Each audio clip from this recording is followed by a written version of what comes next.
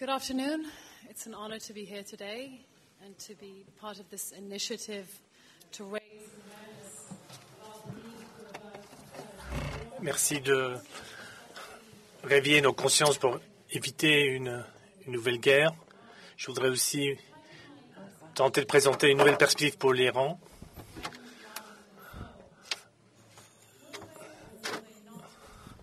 Vont-ils attaquer ou pas attaquer l'Iran? Voilà la question qui est dans la tête de la plupart.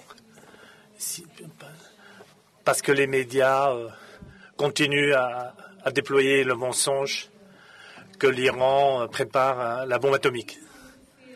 Les peurs dans les perspectives d'un Iran nucléaire qui sont à quelques mois ou qu'elle prépare ou qui lanceront une arme nucléaire dans une première frappe, à quel point ces peurs sont fondées? Ou s'agit-il d'une exagération?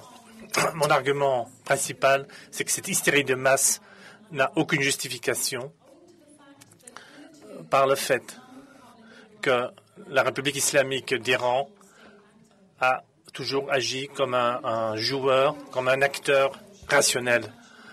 C'est plutôt l'approche irrationnelle de la communauté internationale qui nous pousse au bord d'une guerre nucléaire. La question se résume: qui croit que l'Iran construit la bombe?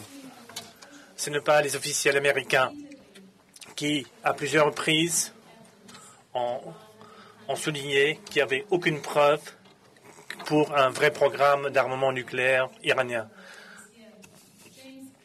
James Clapper, le dirigeant du renseignement américain, a affirmé que les autorités américaines pensent qu'il n'y a aucune preuve que l'Iran a pris la décision d'une façon cohérente de développer une arme nucléaire. Nous ne croyons pas, disait Clapper, qu'ils ont donné le feu vert pour la bombe atomique. David Petraeus, le patron de la CIA, a confirmé lors de la même audition cette vision. Léon Panetta et Martin Dempsey, ceux qui dirigent l'état-major, ont fait des déclarations tout à fait identiques à la télévision et ailleurs. Mohamed El-Baradei, dans ses mémoires, affirme qu'il doutait que les politiciens de Washington avaient un vrai intérêt à vouloir résoudre la dispute sur le nucléaire, mais qui cherchaient un changement de régime imposé à l'Iran. Le but de ces informations, c'est de créer la peur, et la peur permet de justifier de lancer une guerre contre l'Iran. Faire une guerre contre l'Iran, il ne s'agirait pas de détruire son programme nucléaire, mais de renverser son régime. Un fin de régime n'est pas... Il ne s'agit pas de rétablir la démocratie. Les États-Unis ne défendent pas la démocratie ou les droits humains, si ce n'est que dans les occasions où ça les arrange. L'Iran avait un élu, Mossadegh, en 1957, qui a été chassé par un coup d'État orchestré par la CIA, alors qu'ensuite, on a mis en place le Shah en tant que dictateur. L'Occident a réduit la présidence iranienne comme étant un revivaliste iranien avec des perspectives apocalyptiques. Khatami, quand l'Iran, justement, contrecarrait le discours d'Huntington en proposant le dialogue des cultures et le dialogue des civilisations, même à ce moment-là, on présentait l'Iran comme étant membre d'un axe du mal avec la Corée du Nord et l'Irak. Selon le National Intelligence Estimate, qui est une synthèse des renseignements américains, c'était en automne 2003, c'était 16 agences de renseignement américains. Selon eux, ils ont annulé leur estimation que l'Iran projetait de développer la bombe, et ils ont dit ce programme n'a pas été adopté. l'Iran a un intérêt beaucoup plus rationnel dans de préserver, pérenner sa force et sa présence. Voilà mon argument central. On doit cesser la course à la guerre nucléaire en introduisant un nouveau paradigme pour renouer les relations avec l'Iran.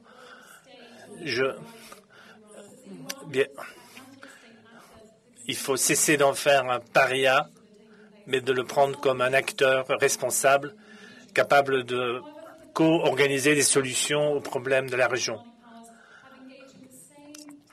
Les grandes puissances hégémoniques sont tous engagés dans des campagnes pour salir l'image de l'Iran, et le ton général est un ton d'hostilité et d'agonisme.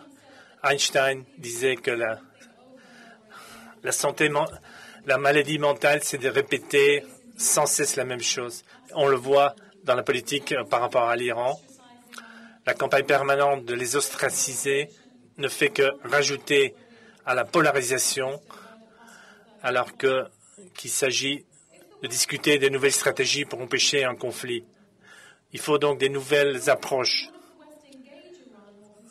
Il faut un dialogue plus constructif, mais d'abord, il faut détruire cette caricature, déconstruire cette image caricaturale. Et second, il faut reconstruire une image de l'Iran comme une participation active. Ce processus de déconstruction, il faut évacuer ces images malsaines de révolutionnaires un peu dingues et avoir une stratégie constructive de dialogue avec l'Iran. Quelques faits peuvent nous y aider, que je vais vous présenter. D'abord, la communauté internationale a seulement pu faire un épouvantail nucléaire, alors que c'est l'Occident elle-même qui provoque un conflit régional. De plus en plus, des puissances, des agences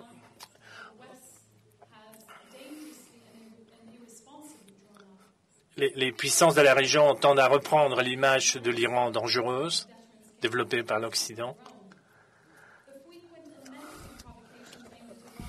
Les provocations à répétition contre l'Iran ne font que renforcer les antagonismes et l'animosité.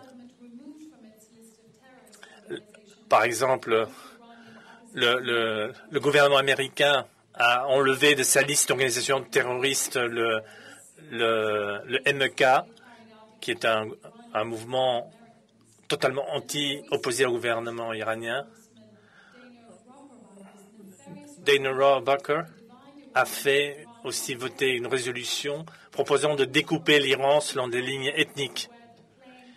Bien que, évidemment, jouant la carte ethnique est une des pires solutions, des pires stratégies qui ne peut qu'aggraver la violence. Au lieu de présenter des solutions, des volontés communes.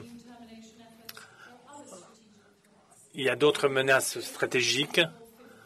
Les États-Unis ont basé la 5e flotte américaine à Bahreïn. Il y a un porte-avions dans le Golfe Persique et des avions de guerre et des troupes au Koweït et au Qatar. Un analyste a dit qu'en termes de provocation, c'est quasiment l'équivalent de comme si les Chinois mettaient leurs troupes à Cuba et des troupes au Salvador, au Honduras et au Guatemala. Même derrière l'Iran, jusqu'ici, a dit que seulement s'engager dans une réponse militaire s'il était attaqué.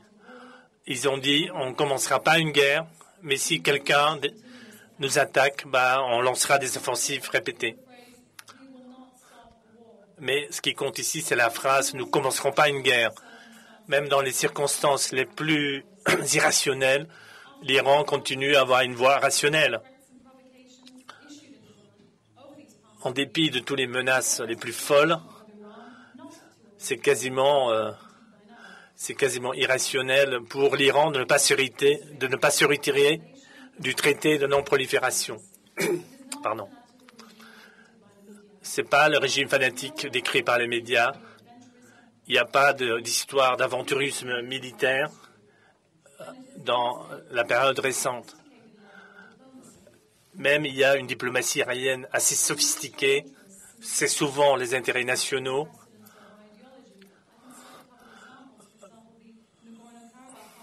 Si on prend le conflit du Nagorno-Karabakh, l'Iran a par exemple pris position du côté des chrétiens arméniens, alors que,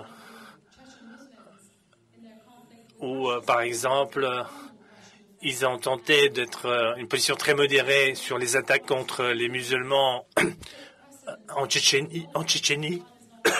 Pardon. Donc l'Iran souvent ne s'aligne pas sur les positions les plus extrémistes et tend à être nuancé et d'essayer d'apaiser, d'arranger les choses. En dépit que le pays est encerclé de puissances nucléaires, c'est l'Iran qui est dénoncé pour être une menace. Alors, l'Iran est victime elle-même de guerres chimiques et bactériologiques. Des Iraniens, des civils iraniens ont été victimes en 89 pendant la guerre Iran-Irak. Il y a des milliers d'Iraniens qui ont dû subir des attaques avec la gaz moutarde. Même si l'Iran a été victime de ces guerres, en dépit de ça, Khamenei a dénoncé l'emploi d'armes non conventionnelles.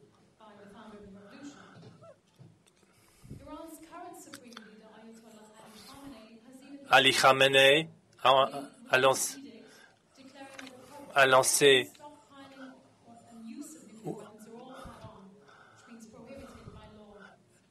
une fatwa disant que l'entassement, le stockage d'armes nucléaires est en fait interdit.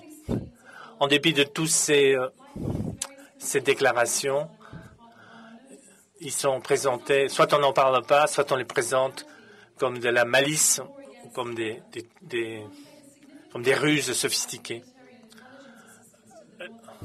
L'Iran a même donné des renseignements précieux pour notamment lutter contre les talibans.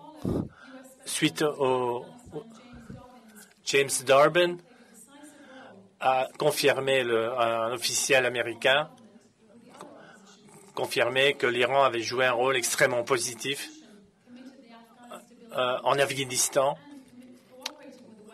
et que l'Iran coopérait contre le terrorisme international en collaborant avec les puissances occidentales.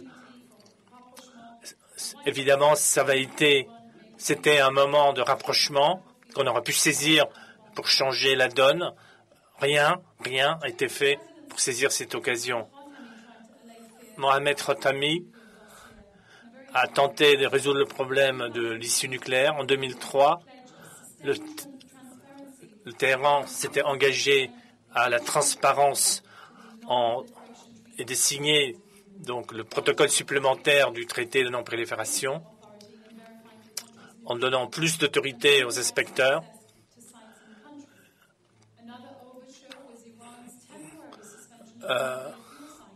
L'Iran aussi a temporairement, sur une base, suspendu son cycle d'enrichissement pour ouvrir des négociations. Tous ces gestes positifs, ouverts, ont été reconnus par la communauté internationale. Les États-Unis, ils ont pu, en 2003, les États-Unis auraient pu normaliser ces relations. Le consulat suisse avait transmis l'agenda iranien sur la sécurité, etc., et qu'il n'y avait aucune intention de l'Iran de développer des armes de destruction de masse, coordination pour stabiliser l'Irak, coordination, même l'arrêt du soutien à des groupes d'opposition palestiniens. Tout cela pour tenter de normaliser les relations. L'administration Bush, qui se sentait triomphant après le renversement de Saddam, n'a même pas digné de répondre à l'offre iranienne. Évidemment, toute cette politique ne fait que durcir les plus durs en Iran, parce que tout acte de bonne volonté est méprisé. Même si tout n'aurait pas pu être résolu, on aurait pu faire un minimum. Même si l'Iran est une entité révolutionnaire idéologique, elle tente d'avoir une politique étrangère pragmatique, fondée sur ses intérêts, sa sécurité, et que l'Occident doit absolument revoir ses relations, reconstruire ses relations. Nous avons besoin d'une nouvelle logique pour dialoguer avec ce pays. L'unilatéralisme n'est plus une méthode pour avoir un changement politique dans le monde. C'est une politique, au contraire, qui nous amène au seuil d'un conflit nucléaire. Il est temps de tester l'Iran comme un ami, comme un partenaire, au lieu de continuer à enchaîner les désastres humanitaires. Pour cela, il faut un dialogue robuste. C'est évidemment difficile. Le sac à dos historique est évidemment un contentieux lourd. Ces griefs du passé doivent être éliminés. Même si l'impasse nucléaire est résolue, un pont de confiance doit être construit par un dialogue constructif, sans préjugés, sans tentation de dominer, sans tenter d'assimiler. Ça doit être littéralement un échange dialogique, libre de tout ethnocentrisme. La route vers des relations meilleures sera rocailleux, mais il faut le construire pierre par pierre avant que ça finisse mal. Le nouveau paradigme doit être donc fondé sur le dialogue et pour éviter l'extinction possible de l'espèce humaine. Merci.